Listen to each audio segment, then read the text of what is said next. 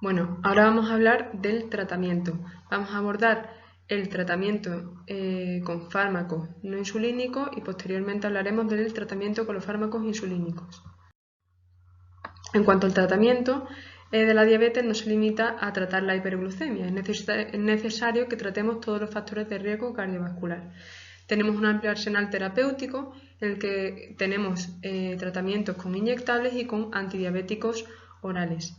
Los fármacos no todos actúan sobre los diferentes mecanismos de la diabetes, por lo que se tiende a usar asociaciones de fármacos.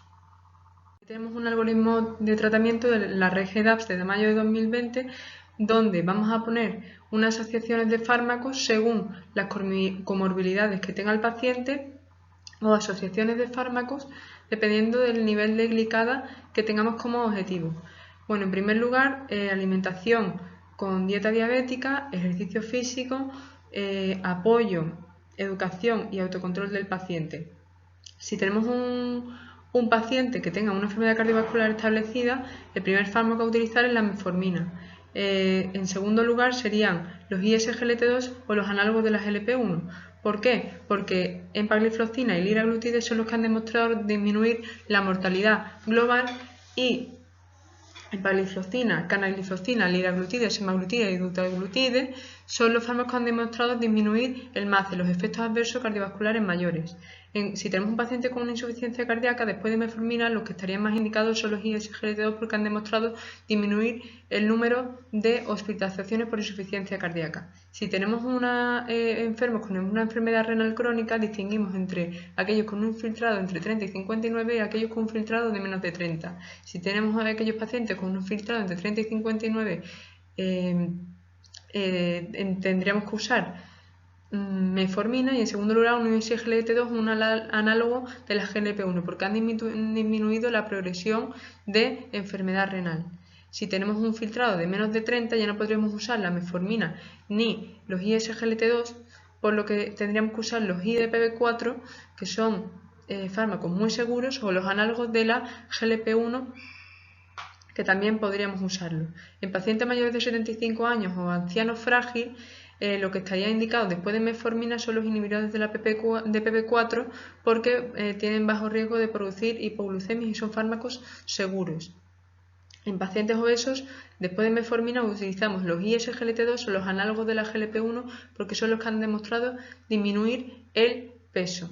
Ya en el siguiente escalón sería añadir un tercero, un cuarto antidiabético no insulínico y como cuarto escalón la insulina. Si lo que tenemos como objetivo es la glicada, en aquellos pacientes que tengamos un objetivo de control de glicada de menos de 7, lo que primero tendríamos que hacer es alimentación y ejercicio físico. Si a los 3 meses con la alimentación y ejercicio físico no tenemos un objetivo de control de glicada de menos de 7, tendríamos que añadir metformina. Si a los 3 meses no se controla, añadiríamos un siguiente fármaco que sería un IDPB4, un análogo de la GLP-1 o un SGLT2, una sulfonilurea, una piaglitazona. Si tenemos como objetivo una glicada entre 7 y 9, pues entonces en primer lugar añadiríamos la metformina ya de entrada. Si a los 3 meses no se controla, cualquiera de los fármacos que hemos dicho antes de nuestro grupo de fármacos disponibles.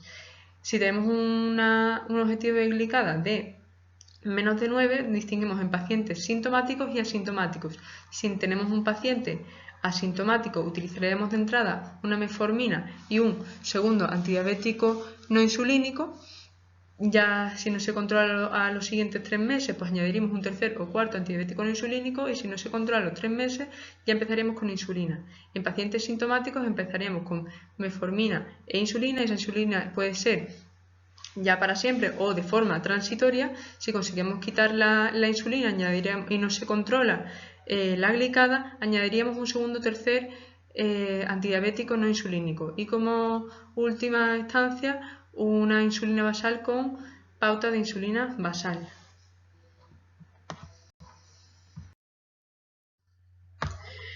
En cuanto a los fármacos no insulínicos, metformina sigue siendo el fármaco de elección. Tiene una alta eficacia, bajo riesgo de hipoglucemia y lo que es neutra en cuanto al peso y en cuanto a insuficiencia cardíaca y progresión de enfermedad renal. Sin embargo, tiene beneficio a nivel cardiovascular. Está contraindicado si tenemos un filtrado glomerular de menos de 30, ¿vale? ¿Qué reacciones adversas son las más frecuentes?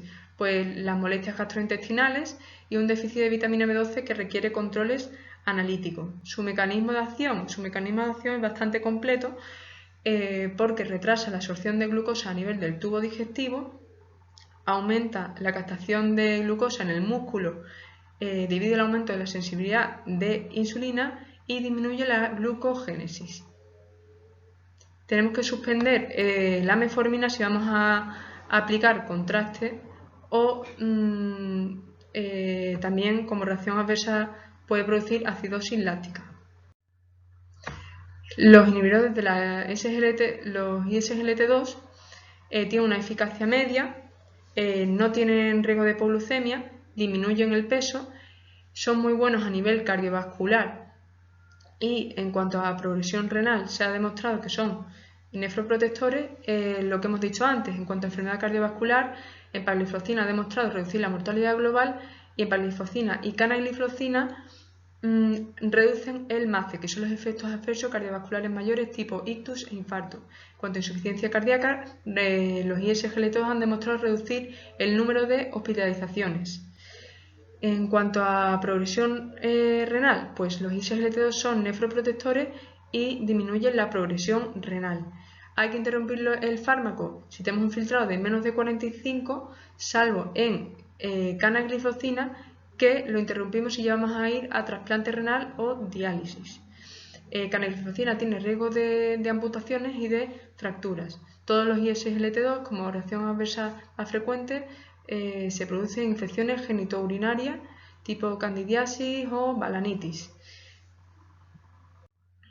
Aquí tenemos algo nuevo que ha salido hace meses, que son las diferentes ajustes de dosis que tenemos que hacer en los fármacos como ISGLT2, que son dapagliflozina, empagliflozina, canagliflozina, eritrogliflozina, los ajustes de filtrado según nuestro paciente, ¿vale? Según el fármaco que vayamos a utilizar en nuestro paciente. Los ISGLT2 son glucosúricos. En cuanto a los IDPP4, la eficacia que tienen es media, no tienen riesgo de hipoglucemia, por eso se usa mucho en el paciente anciano y frágil. No necesita ajuste de dosis, salvo linagliptina, que no precisa ajuste de dosis a nivel renal. Tienen riesgo de provocar pancreatitis aguda como efecto adverso más frecuente. Los análogos de las GLP-1 son muy eficaces, no tienen riesgo de hipoglucemia, a nivel de peso se ha demostrado que reducen el peso, a nivel cardiovascular son muy buenos, sobre todo liraglutida, semaglutida y dulaglutida, porque han demostrado reducir el MACE, y en cuanto a progresión renal también son muy buenos porque disminuyen la macroalbuminuria y la progresión a nefropatía diabética. Se pueden utilizar hasta un filtrado de 15 y como efecto adverso más frecuente producen riesgo de cáncer de tiroides. Su mecanismo de acción es un efecto incretina.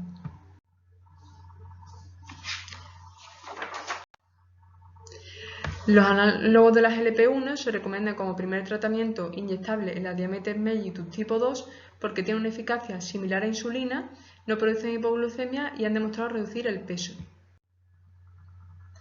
Las pioglitazonas son medicamentos con una alta eficacia, pero aumentan el peso y además tienen riesgo de provocar insuficiencia cardíaca por la retención hidrosalina. ¿Cuáles son sus efectos adversos más frecuentes? Pues un riesgo de insuficiencia cardíaca, riesgo de fractura y de cáncer de vejiga. En cuanto a las sulfonilureas, su mecanismo de acción es aumentar la secreción de insulina, tienen una alta eficacia, producen hipoglucemia y a un aumento de peso. Por eso es muy importante no utilizarlo en personas que tiendan a hacer hipoglucemias y además no se puede combinar con insulina.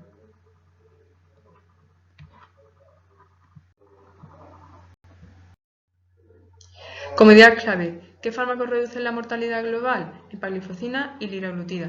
¿Qué fármacos utilizan el paciente obeso? Los ISGLT2 y análogos de la GLP-1. ¿Qué fármacos reducen el MACE, efectos adversos cardiovasculares mayores? Pues canagliflozina, empagliflozina, liraglutide, semaglutide y dulaglutide. ¿Qué fármacos han disminuido el número de hospitalizaciones por insuficiencia cardíaca? Pues todos los ISGLT2. ¿Qué fármacos han demostrado nefroprotección? Sobre todo los ISGLT2, pero también análogos de la GLP-1. La insulina, como último fármaco, tiene una muy alta eficacia, pero produce riesgos de hipoglucemias y un aumento de peso. Y como reacción adversa más frecuente, la lipodistrofia. Ahora María Ángeles va a explicar cuándo, cuál y cómo.